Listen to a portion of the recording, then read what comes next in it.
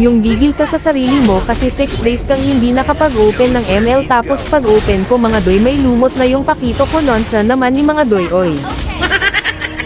Kita mo yung Lunox sa sobrang taranta niya yung flicker niya sa bato na untog pa.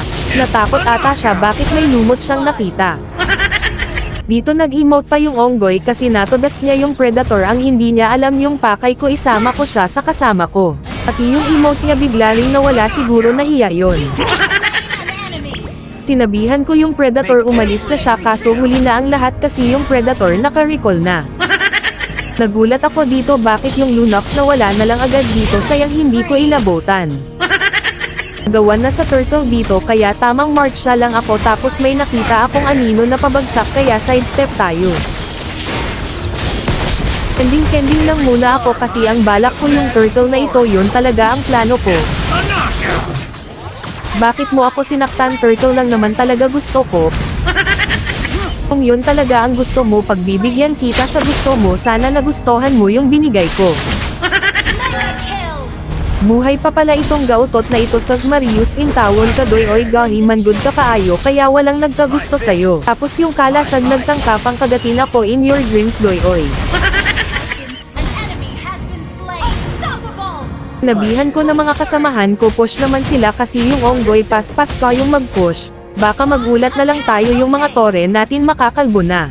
Defaulter na yan bilog-bilog pala yung nakastock sa Lunox hindi ko napansin mga doy nasa isip ko kasi yung push. Wala na di yun ko'y maimo ani kay yung gautot bumagsak din kawawa yung sinapit ko dito. Paano yan paano yung nakastock sa'yo baka magtaka na naman ako na saglit ko lang mawala sa mapa. Sabi naman talaga itong gautot na ito gustong gusto niya talaga ako. Ayaw ko nga sa'yo mauubos lang oras ko sa'yo yun ang totoo. Life is a fight. Try to be a winning side. Na-reset pa yung turtle dito sinundan ko kasi yung manananggal na ito baka may mahuli siya kaso wala man into oy klaro. Yung kalasag na ito gusto rin niya yung gusto namin kahit siya lang mag-isa, ako na nagsasabi sa'yo doy huwag mo lang subukan masasaktan ka lang yun ang masakit na katotohanan.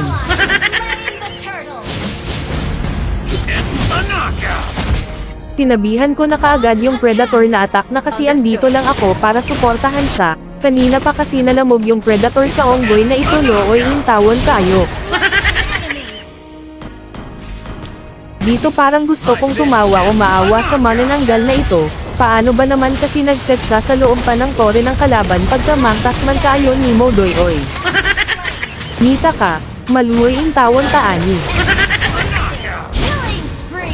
Recall muna ako dito kasi yung Onggoy matayog masyado ang kanyang gusto, sige lang doy bas hindi ay. Hayaan mo na lang ako na tulungan kita sa nais mong gusto, sana magustuhan mo yung ibigay ko sa'yo na walang puot at galit gan sa puso mo, pasayluan na lang intawon ko kung maliman yung ginawa ko. Inatake na namin yung anak ni Vex Ana dito, tumalon pa yung gautot wala ka nang inabotan next time bilis-bilisan mo naman. Mario Seth, wala pa akong lubos na ginawa bakit naubos na sila.